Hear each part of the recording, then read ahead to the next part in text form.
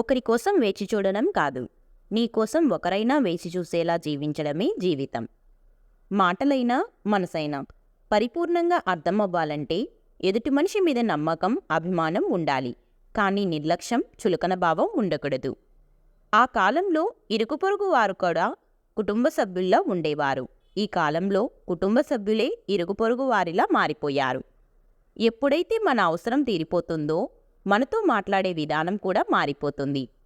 Time మరియు స్నేహం ఉచితంగానే దొరుకుతాయి, కానీ వాటి విలువ అవి పోగొట్టుకున్న తర్వాతే మనకు తెలుస్తుంది. జీవితంలో కోపం కన్నా మౌనం చాలాసార్లు నీ విలువ కాపాడుతుంది. మీ మనసుకు నచ్చిన నిర్ణయం తీసుకోండి, కానీ ఆ నిర్ణయానికి భవిష్యత్తులో ఇంకెప్పుడు బాధపడకుండా ఉండేలా చూసుకోండి. అవసరం ఉన్నా లేకున్నా అవసరం కోసం నటించే బంధాలు ఎప్పుడూ ఒకేలా ఉండవు, ఎప్పటికీ శాశ్వతం కాదు.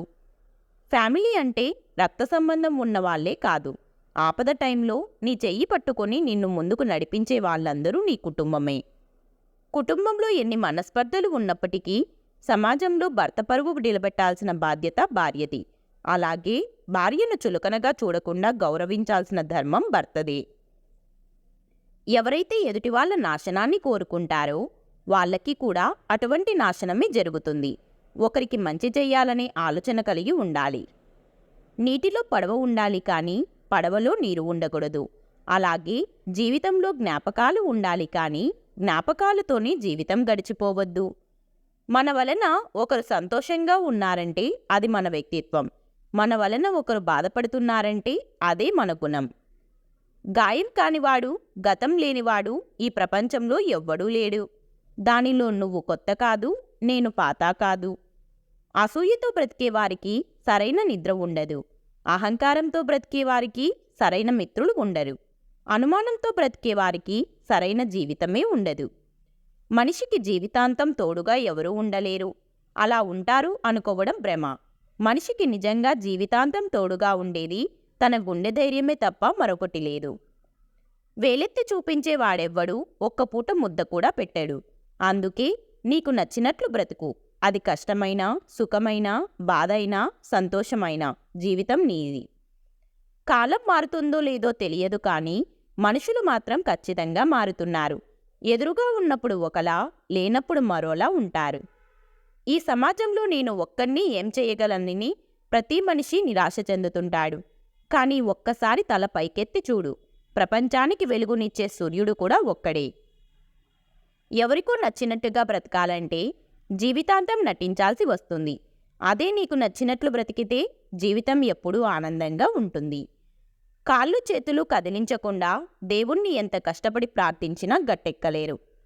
నుదిటి రాతలు, చేతిగీతలు అంటూ కూర్చుంటే కుదరదు. ఏదైనా నువ్వు కష్టపడితేనే సాధ్యం. అది ఆస్తి అయినా, ఉద్యోగమైనా.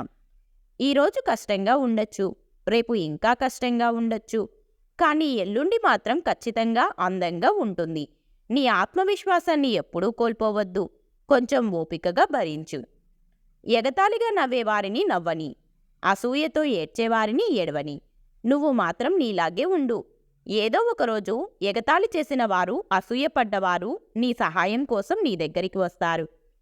అపార్థం చేసుకొని నిందించే ప్రతి ఒక్కరికి మనం సమాధానం చెప్పనక్కర్లేదు. అర్థం లేని మాటలకు బాధపడకూడదని మన మనసుకు చెప్పుకుంటే చాలు. సహనంతో భరిస్తున్నారు కదా అని హేళనగా మాట్లాడటం తప్పు. మనవారైనా పరాయివారైనా ఎవరినీ చులకనగా చూడకూడదు. వారు తిరిగి హేళన చేస్తే భరించలేము. కనిపించే నిజాల కంటే వినిపించే అబద్ధాలకి విలువ ఎక్కువ.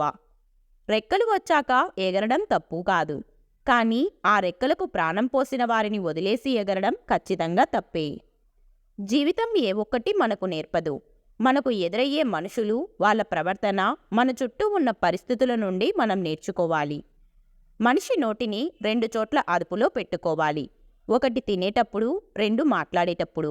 మొదటిది ఆరోగ్యాన్ని కాపాడుతుంది, రెండోది బంధాన్ని కాపాడుతుంది. ఎవరో విలువ ఇవ్వలేదని నీ విలువ తగ్గదు. నీ జీవితం నీకు విలువైనది.